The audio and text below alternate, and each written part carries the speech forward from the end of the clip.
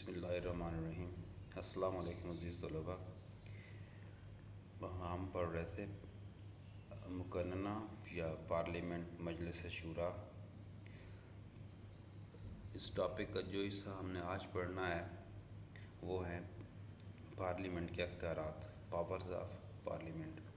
پاکستان کی پارلیمنٹ، جسے آپ مجلس شورا میں بھی کہہ سکتے ہیں، یہ بیسک بنیادی طور پہ قانون ساز ادارہ ہے، جس کو قانون سازی کے علاوہ اور بہت سے اختیارات تفویض کیے گئے ہیں یا دیے گئے ہیں، جن کا جو جائزہ ہے ہم لیتے ہیں۔ سب سے پہلے کہ اس کی جو لیجسلیٹو پاورز ہیں، کہ قانون سازی کے اختیارات، قانون سازی کے میدان میں پارلیمنٹ کے دونوں ایوان، سینٹ اور قومی اسمبلی، یکساں اختیارات کے حامل ہیں۔ ان دونوں کے پاس جو دونوں آپ کے ایوان ہیں، اس کا ایوان بالا اور ایوان زیری، ان دونوں کو یکساں اختیارات حاصل ہیں، اور وہ جب دونوں ایک جیسے ہی فرائض سر انجام دیتے ہیں۔ پارلیمنٹ ملک کا قانون ساز ادارہ ہے۔ یہ مرکزی اور مشترکہ امور کی جو فہرستیں آئین کے اندر دی گئی ہیں، ان کے بارے میں یہ قانون سازی کرتا ہے۔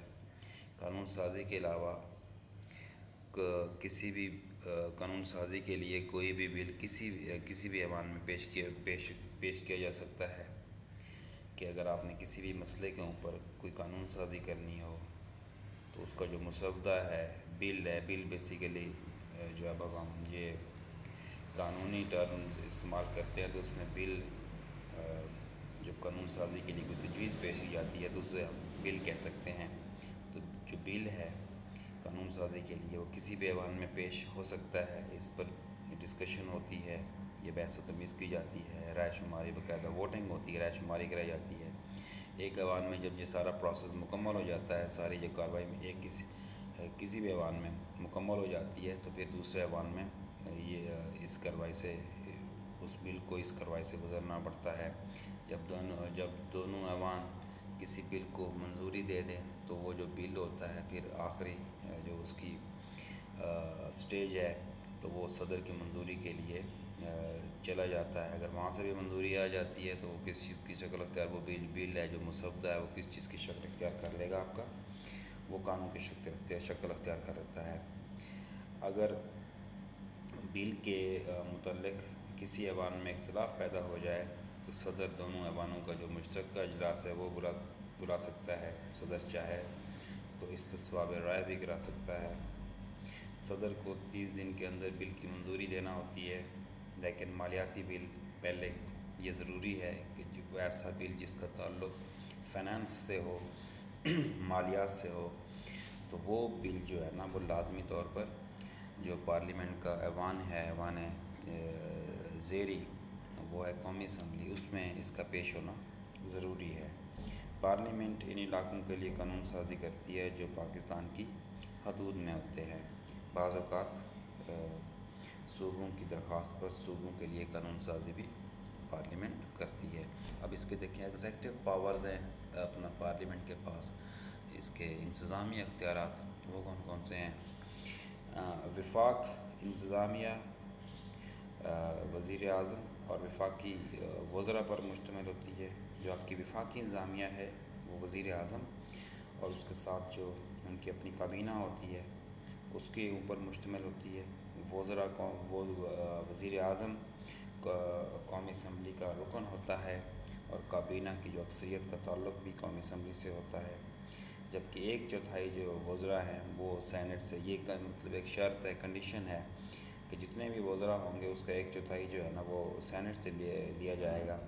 انتظامیہ کا تعلق چونکہ دونوں ایوانوں سے ہوتا ہے، اس لیے ایوانوں کے اجلاس میں کابینہ کے ارکان شرکت کرتے ہیں۔ مقننہ انتظامیہ کی نگرانی کرتی ہے۔ آپ کی جو پارلیمنٹ ہے وہ انتظامیہ کے جتنے بھی معاملات ہوتے ہیں ان کی نگرانی کرتی ہے، اس لیے مختلف طریقے سے اس کا احتساب، اکاؤنٹیبلٹی جو ہے نا وہ کرتی رہتی ہے مختلف طریقوں سے، مثلاً سوالات، تنقید، تحریک ملامت، تحریک التوا، قراردادیں، تحریک عدم اعتماد وغیرہ، یہ وہ طریقے ہیں جن کے ذریعے یہ اپنا چیک اینڈ بیلنس جو ہے نا، احتساب کی صورتحال ہے، جانچ پڑتال ہے، وہ ساری یہ جو سارا سلسلہ ہے یہ برقرار رہتا ہے۔ یہ جو ساری چیزیں ہیں نا بیسیکلی کسی بھی معاملے کو چیک کرنے کے لیے، کسی پروسیس کو شفاف بنانے کے لیے یہ سارے قدم اٹھائے جاتے ہیں۔ ان طریقوں سے اہم مسائل کو زیر بحث لایا جاتا ہے، لہٰذا انتظامیہ مقننہ کی نگرانی کرتی ہے۔ اس کے بعد ہم آتے ہیں کہ پارلیمنٹ جو آپ کا آئینی ادارہ ہے پاکستان کا قانون سازی کے لیے، اس کی جوڈیشل پاورز کون کون سی ہیں۔ آئین کے مطابق پارلیمنٹ سپریم کورٹ اور ہائی کورٹ کے ججوں کا تعاون کی جو تعداد ہے وہ اس کا تعین کرتی ہے، ان کے لیے قواعد و ضوابط کی جو رولز وغیرہ ہیں وہ بناتی ہے۔ ان کی تنخواہ اور مالی امورات کا تعین بھی پارلیمنٹ کے ہاتھ میں ہوتا ہے۔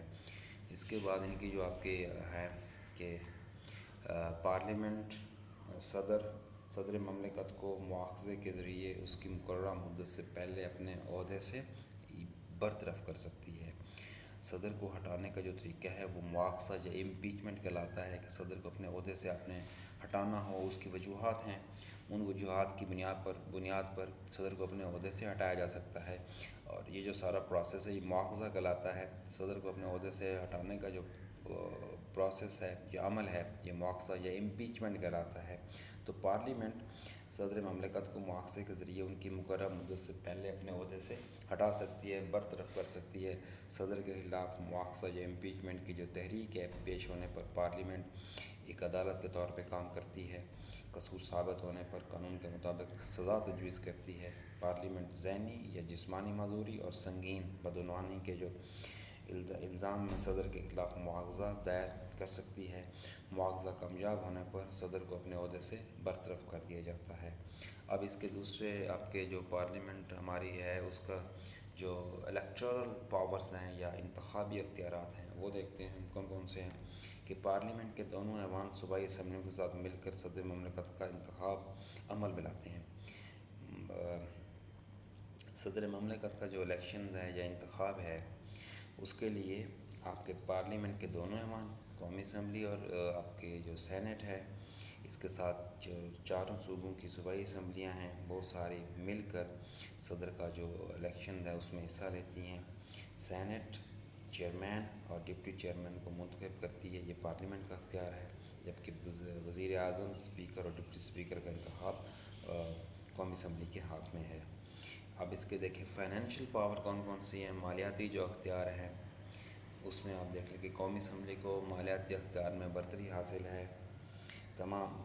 برتری حاصل ہے کس پہ؟ آپ کی جو سینٹ ہے اس حوالے سے، جو ایوان بالا ہے اس سے ایوان زیریں کو مالیاتی اختیارات میں برتری حاصل ہے۔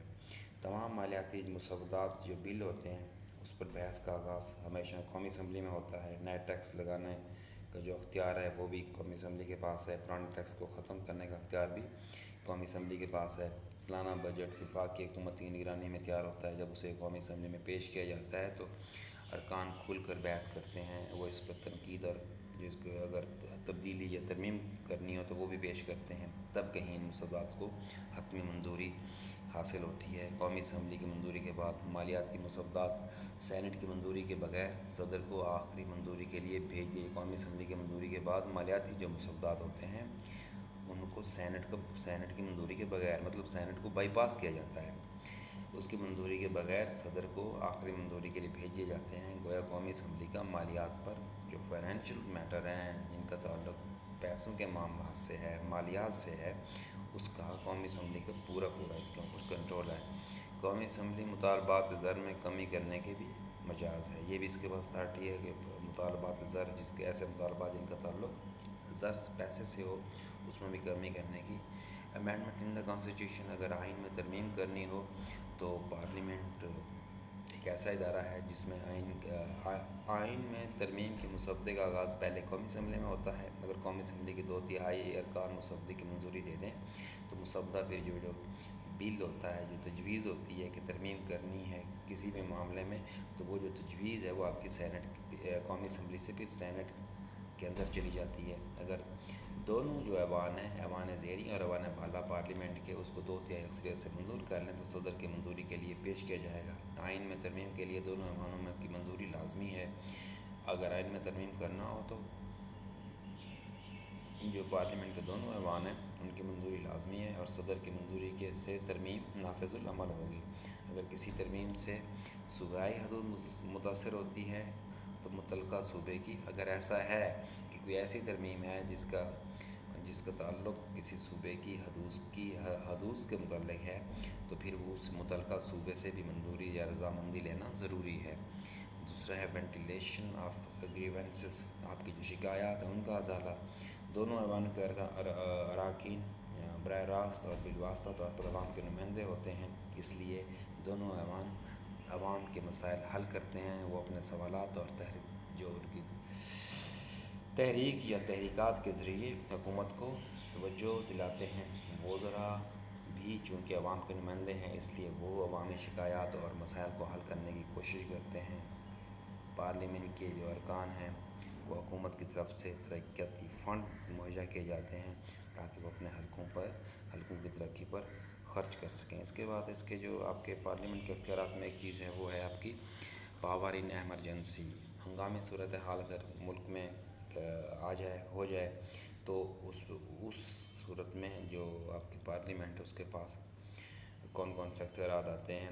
اگر ملک سیاسی عدم استحکام سے دوچار ہو جائے، ملکی سلامتی خطرے میں پڑ جائے یا بیرونی حملے اور غیر ملکی مداخلت کا خطرہ ہو، امن و امان کی جو صورتحال بگڑ جائے، ملک میں معاشی ابتری پھیل جائے تو حکومت ہنگامی حالات کا اعلان کر سکتی ہے۔ اس اعلان کے لیے پارلیمنٹ کی منظوری ضروری ہے۔ پارلیمنٹ 6 ماہ کے لیے ہنگامی حالت کی منظوری دے سکتی ہے۔